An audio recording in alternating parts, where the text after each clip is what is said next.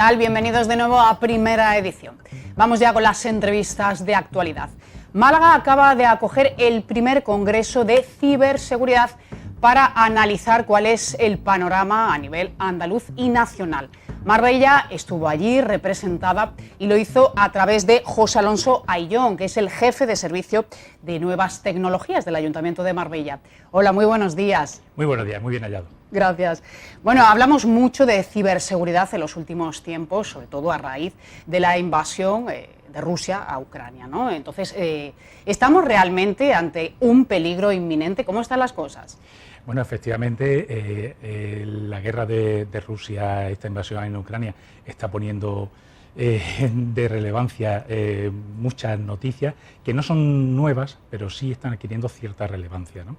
La ciberseguridad, la seguridad de la información, pues ahora parece que se pone otra vez de manifiesto esa necesidad de estar protegido y como sí es cierto que desde que comienza, semanas previas incluso a la invasión militar por parte de Rusia en Ucrania, pues sí ya se venía alertando por parte de las autoridades en materia de seguridad de la información de que estuviésemos más alerta, incluso que hiciésemos algunas actuaciones para mejorar un poquito por el incremento de ataques que se estaban detectando, ¿no? Bueno, pero sin embargo la seguridad de la información es algo que no es nuevo, claro, sino que desde que existe lo digital, pues hay vulnerabilidades, hay amenazas, hay ataques y debemos estar siempre protegidos, ¿no? Sí es cierto que todavía no existe una cultura generalizada o una educación generalizada en materia de concienciarnos cada uno de nosotros cómo debemos protegernos en el mundo digital.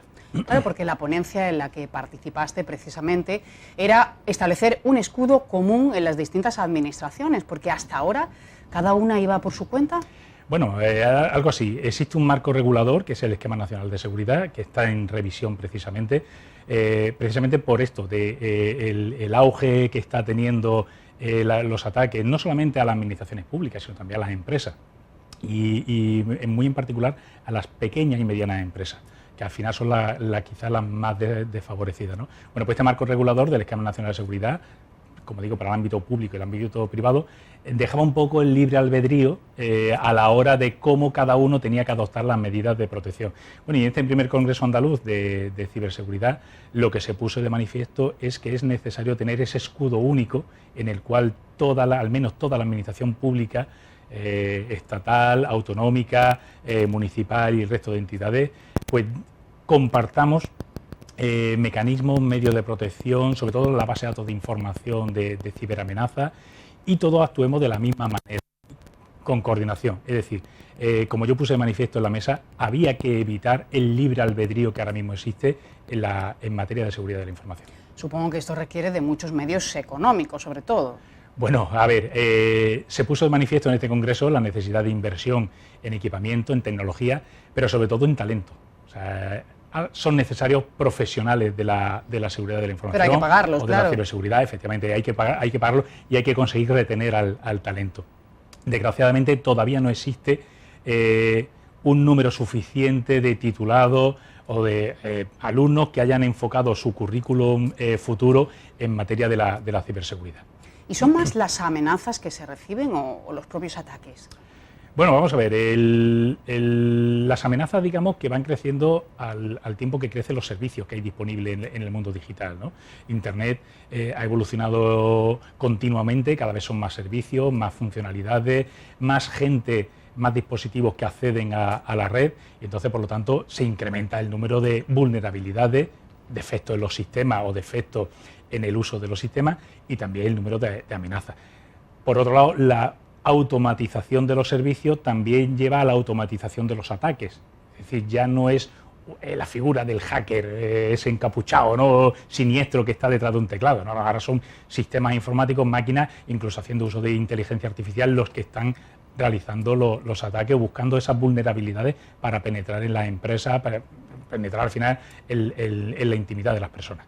Claro, en las empresas sucede muchísimo, en las administraciones, ¿por dónde pasa? ¿Más para hacer daño o para directamente, no sé, acabar con algún servicio? Bueno, vamos a ver, pasa? el mundo este de los ciberataques, por un lado se habla del ciberdelincuente, Sí. por otro lado se habla del ciberterrorismo. A ver, el ciberterrorismo como tal no es el mayor dominante en el mundo de la ciberseguridad. Quizá ahora, bueno, con esto de la guerra de Ucrania, pues se ha tomado un poquito más de importancia. Pero no es nuevo, claro. Pero no es nuevo.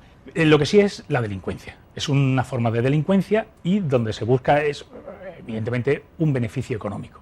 Beneficio económico por el robo directo de activos económicos, traspaso entre cuentas, Bitcoin u otras criptomonedas, ¿tal? Acceder a cuentas bancarias de las personas, de las empresas y mover transferencias, tal, pero también se juega con la reputación, vía el chantaje. O sea, a lo mejor no es tan importante el robo de la información en sí, o no se ha accedido a cuentas bancarias y se ha hecho un traspaso económico, pero sí se ha accedido a cierta información que de hacerse pública, pues podría comprometer la reputación de la entidad, de la empresa o de las personas, y entramos en la fase del chantaje. Pedir un dinero a cambio de no publicar esa información. Bueno, esto es lo que realmente está ocurriendo hoy día. Sí es cierto que en los últimos meses se está viendo un aumento muy importante de intentos de engaño mediante phishing, mishing, etcétera, a la hora de conseguir credenciales de cuentas bancarias de particulares. Eso estamos viendo incluso con las declaraciones de Hacienda. Correcto. Que está avisando que se tenga muchísimo cuidado, ¿no? Bueno, pero incluso hay auténticos expertos que están consiguiendo falsificar mensajería y comunicaciones que parecen oficiales de la propia Seguridad Social, de Hacienda, etcétera, y van encaminadas a que al final un pequeño empresario, digo pequeño empresario porque otra cosa que se puso de manifiesto en este congreso es que sí es verdad que los grandes están haciendo su inversión para protegerse, ponen medios económicos, técnicos, humanos, y quizá las pequeñas y medianas empresas, al final, incluso los pequeños ayuntamientos, o las pequeñas administraciones, son las más vulnerables y son vector de ataque, es decir, yo como atacante busco a este pequeño que es más fácil de entrar y a partir de una vez que estoy dentro del pequeño ya busco el expandir más grande. Bueno, son técnicas muy complejas. Se ha sofisticado todo mucho. Muy complejas, muy sofisticadas, efectivamente, y por eso digo que es muy importante a día de hoy, por un lado, que la ciberseguridad forme parte de las competencias educativas básicas y al mismo tiempo crear profesionales que quieran quedarse a trabajar en nuestro país, en Europa. Eso es lo de siempre. Y evitar esta fuga de talento. Sí es verdad que, por ejemplo, cuando desde el Ayuntamiento de Marbella vamos a los institutos de Marbella a dar las charlas de posible futuro profesional que pueden tener los alumnos como el caso de Guadalpín o del Instituto de Salduba, estudiantes de los ciclos de informática, nos hemos dado cuenta de que el alumno no quiere seguir formándose en ciberseguridad porque lo ve un mundo muy siniestro, muy difícil, como que hay que ser un... No, vamos a ver. El genio es el hacker, ¿no? El que conoce sistemas, fallos y tiene unas capacidades cognitivas que le permiten atacar sistemas. Pero el profesional de la ciberseguridad es un profesional más que se forma, tiene una formación específicamente en conocer los sistemas, en conocer qué hacen los malos. Y muchas veces son reclutados precisamente por su gran capacidad. Efectivamente, ¿vale? Y entonces, como digo, es una profesión que va a generar mucho trabajo, está generando ya mucha demanda, mucho trabajo, y no hay que tenerle miedo. Es como cualquier otro estudio formativo profesionales a los que nos podríamos enfrentar cualquiera. El hecho de que Marbella haya estado en este congreso a nivel, bueno, lo ha organizado la Junta de Andalucía, pero han venido expertos a nivel nacional e incluso internacional. Pone de manifiesto de alguna manera el trabajo, el esfuerzo que se ha hecho. ¿En qué momento, en qué punto se dijo, bueno, hay que reforzar, porque es absolutamente prioritario? Bueno, nos damos cuenta todas las administraciones que a partir del Esquema Nacional de Seguridad existen unas obligaciones de cómo las administraciones y por otro las empresas tienen que, y el cambio en la reglamentación también en protección de datos con la directiva europea, bueno, pues tenemos unas obligaciones, pero no estaba habilitado una coordinación a nivel nacional, ni tampoco existían unas obligaciones de compromiso para a lo mejor destinar una parte del presupuesto de la entidad a la ciberseguridad, etc. Es decir, había mucho libre albedrío y sí es cierto que en ciberseguridad nadie quiere invertir.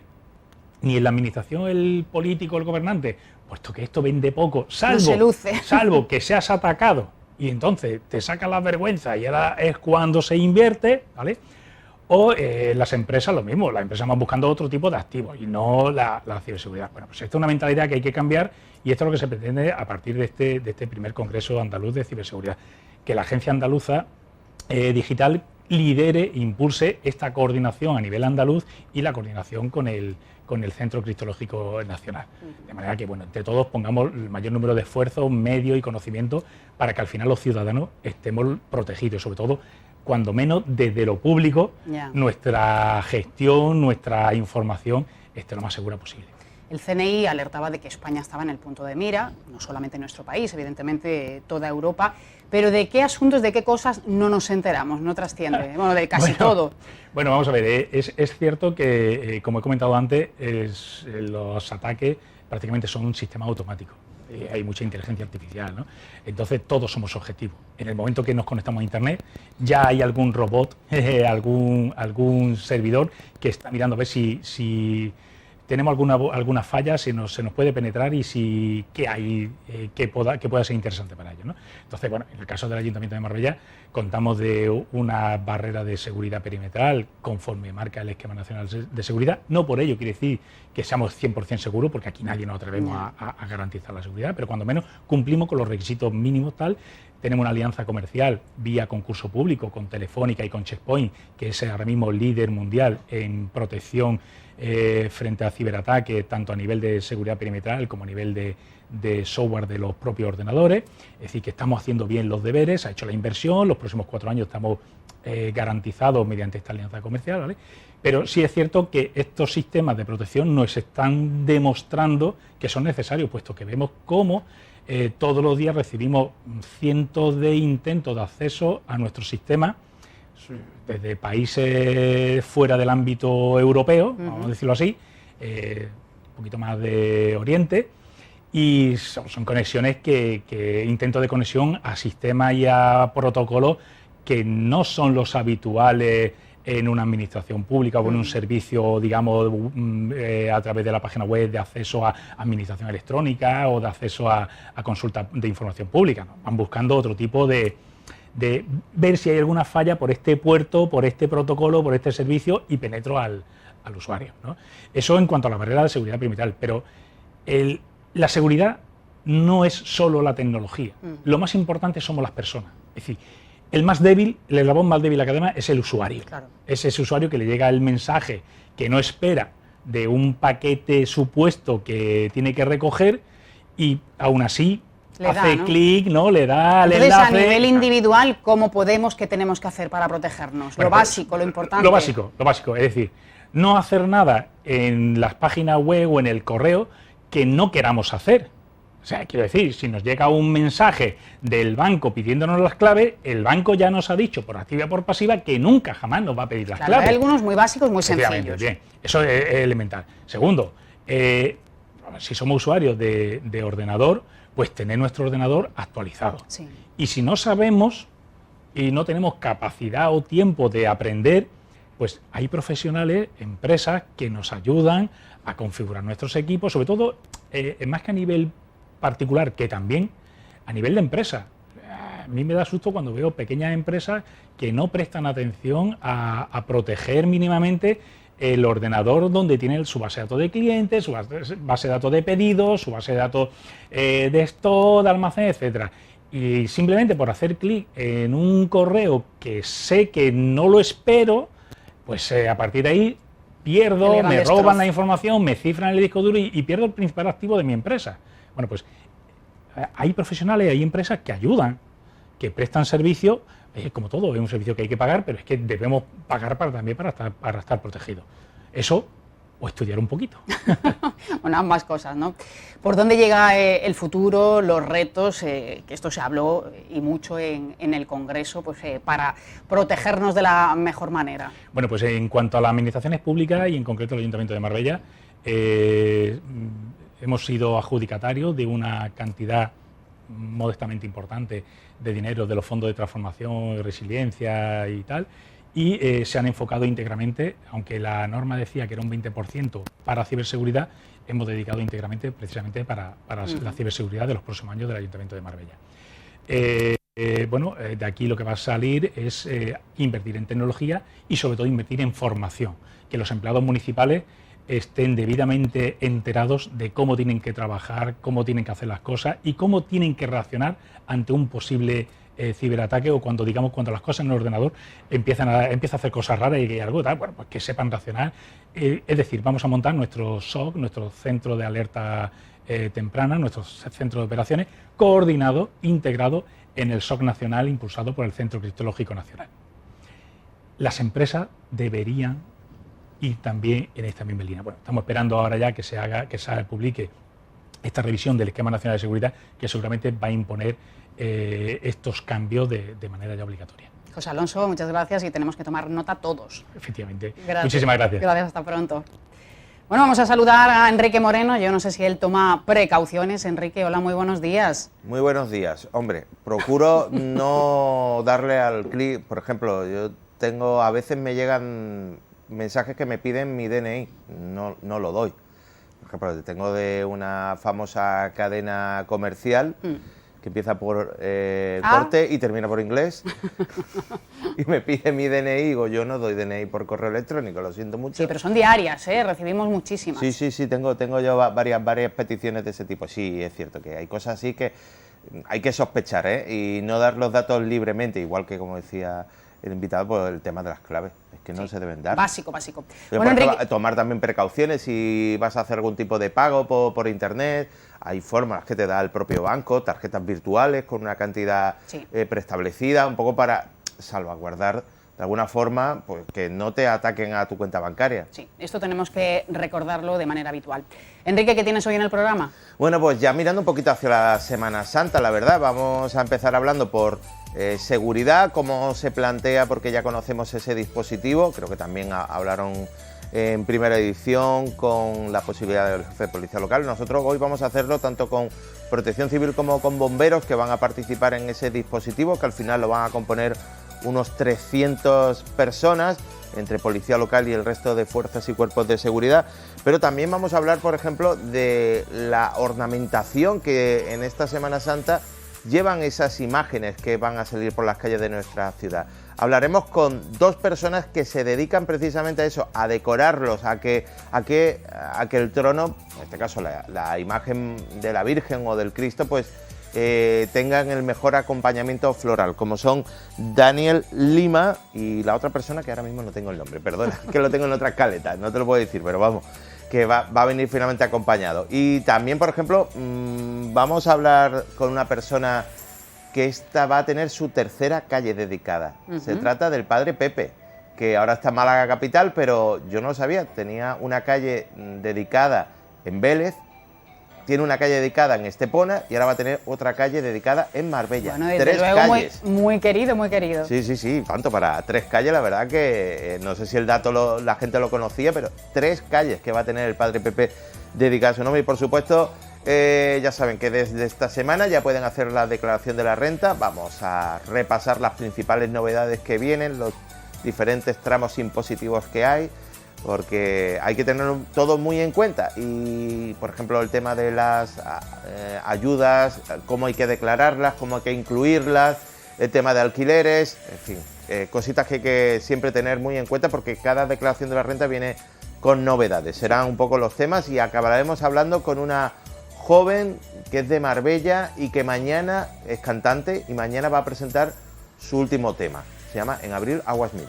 Bueno, muy bien, esperemos que no haya mucha lluvia esta Semana Santa precisamente, muy completito. Enrique, gracias. Nada. Bueno, pues aquí lo dejamos nosotros, ya sabéis, volvemos mañana a partir de las 10. ¡Feliz día! Adiós.